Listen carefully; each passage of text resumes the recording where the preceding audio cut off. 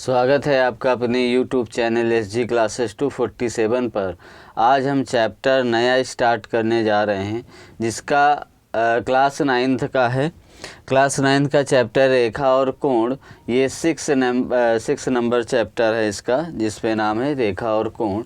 इसके बारे में कुछ बेसिक जानकारी हम देखेंगे और उनके बारे में अध्ययन करेंगे और समझेंगे कि इन चीज़ों को कैसे इस पॉइंटों को कैसे समझा जा सकता है। तो सबसे पहला इस पे दिया गया है, पहले हम समझते हैं रेखा क्या होती है। ठीक है ना। सबसे पहला पॉइंट हम समझते हैं कि रेखा क्या होती है। तो हम ये कह दें कोई एक सीधी लाइन एक बिंदु से होकर यहाँ तक जाए, यानी उसका कोई बिंदु निश्चित ना हो। इसको मान लो ए दे दें और इसको बी लिख दें, तो ये हमारा क्या कहलाएगा, रेखा। तो एक तो पहली बात तो रेखा का कोई छोर नहीं हो सकता, ये कितनी भी दूरी तक बढ़ाया जा सकता है। आप पहले भी क्लास में जान चुके हैं कि रेखा क्या होता है, इसको आगे तक हम बढ़ा सकते हैं, इसका कोई निश्चित बिंदु नहीं होता। फिर भी यहाँ पर बिंदु दे दिए जाते हैं और बी इस प्रकार से।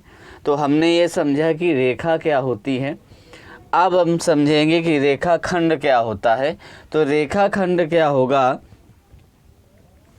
यानी कोई बिंदु, यानी कोई ऐसे ही रेखा है, रेखा पर बिंदु, एक बिंदु यहाँ पर ए आ जाए और ये बिंदु हम इसको नाम दे दें, ये बिंदु को, यहाँ पर दोनों तरफ बिंदु रहेंगे लास्ट और अंतिम में।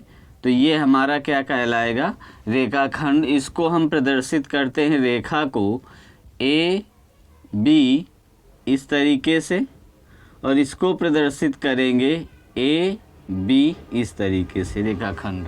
ठीक है।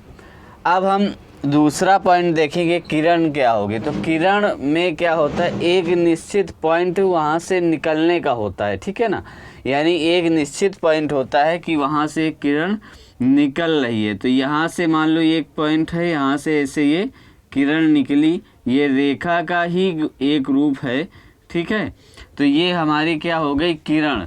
किरण का मतलब एक छोर आगे तक जा रही है, और किरण का भी कोई छोर नहीं होता कि कहाँ तक ये जाएगी, जिसको हम प्रकाश भी पढ़ चुके हैं, किरण और प्रकाश। तो इसको यहाँ से ए से बी तक जाने में जो हम इसको प्रदर्शित करेंगे, उसको ए और बी, इसका नाम दे देंगे क्या, किरण। ठीक है, आपको समझ में आया होगा। अब अगला पॉइंट होता है संरेख। संरेख बिंदु, संरेख बिंदु यानी समान रेखा पर बिंदु। ठीक है ना। यानी क्या बोलेंगे, समान रेखा पर बिंदु। यानी हम इसको यहाँ पर 1 1 2 3 4, यानी इसको हम ए दे दें, फिर बी, फिर सी, फिर डी, फिर ई, और यहाँ पर हम दे दें इसको एफ। ठीक है, इसको दे देंगे हम एफ। तो ये क्या हो गई, समान रेखा पर बिंदु, यानी समान बिंदु है। एक देखो, यानी समान ही तो हैं सब बिंदु, यानी एक ही रेखा पर समान दूरी पर समान बिंदु है, यानी समान दूरी पर भी होना चाहिए। ठीक है ना। तो इसको शब्द से ही हम समझते हैं तो बहुत कुछ समझ में आ जाता है। संरेख बिंदु, संरेख का असंरेख बिंदु। असंरेख का बिंदु का मतलब कोई बिंदु यहाँ से है, ऐसे है ना, ये बिंदु है। ठीक है। और यहाँ से ये बिंदु है, दो बिंदु हैं रेख पर, और एक तीसरा बिंदु आ जाए सी, जिसको हम नाम दे दें, वो असंरेख बिंदु होगा। यानी रेखा पर नहीं है ये बिंदु, अलग से है, तो ये क्या कहलाएगा, असंरेख बिंदु हो जाएगा। तो हम इनकी कुछ परिभाषा में लिख लेते हैं कि रेखाखंड किसको कहते हैं। तो हम देखेंगे किस प्रकार से लिखा जाएगा। तो लिखते हैं कि रेखा का वह भाग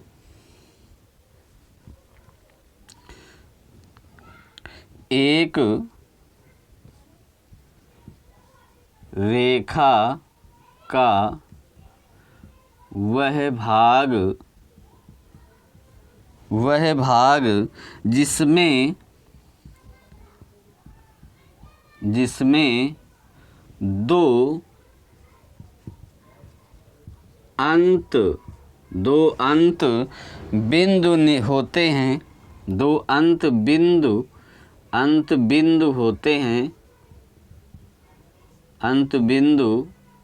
होते हैं रेखाखंड कहलाता है। क्या कहलाता है? रेखाखंड कहलाता है। ठीक है ना, आपको समझ में आया होगा परिभाषा। एक रेखा का वह भाग जिसमें दो अंत बिंदु होते हैं उसे हम रेखाखंड कहलाते हैं। देखो यहाँ पर एक अंत बिंदु है, यहाँ पर भी एक अंत बिंदु है, तो ये हमारा क्या कहलाएगा? रेखाखंड कहलाएगा। ठीक है, अब हम किरण की बात करते हैं, तो किरण में हम परिभाषा लिख देते हैं। रेखा का वह भाग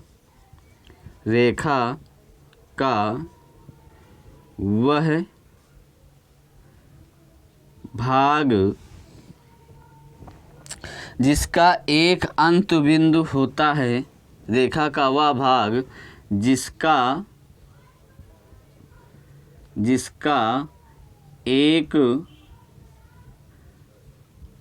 अंत बिंदु होता है रेखाखंड कहलाता है। ठीक है ना, इस प्रकार से हमने इसको भी समझ लिया कि किरण कहलाता है। रेखा का वह भाग जिसका एक अंत बिंदु होता है किरण कहलाती है। किरण कहलाती है। ठीक है, किरण कहलाती है। ठीक है, अब हम संरेख की बात कर लें तो संरेख में क्या लिखेंगे? तीन या तीन से अधिक बिंदु जो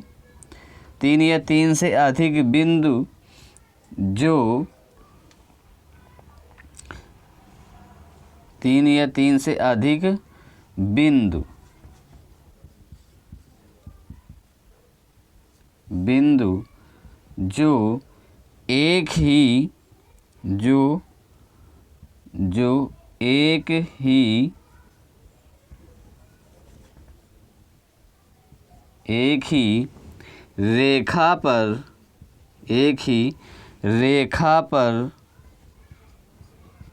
स्थित हो। क्या हो? तीन या तीन से अधिक बिंदु जो एक ही रेखा पर स्थित हो वह संरेख कहलाता है। वह संरेख कहलाता है।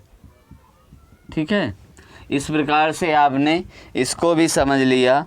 अब असंरेख की हम बात करते हैं। असंरेख बिंदु क्या होगा?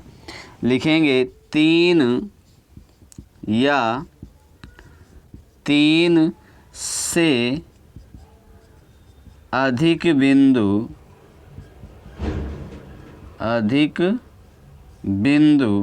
जो एक रेखा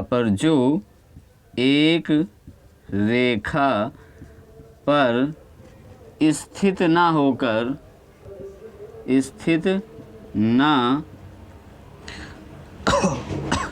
ना हो वह असंरेख रेखा कहलाती। वह असंरेख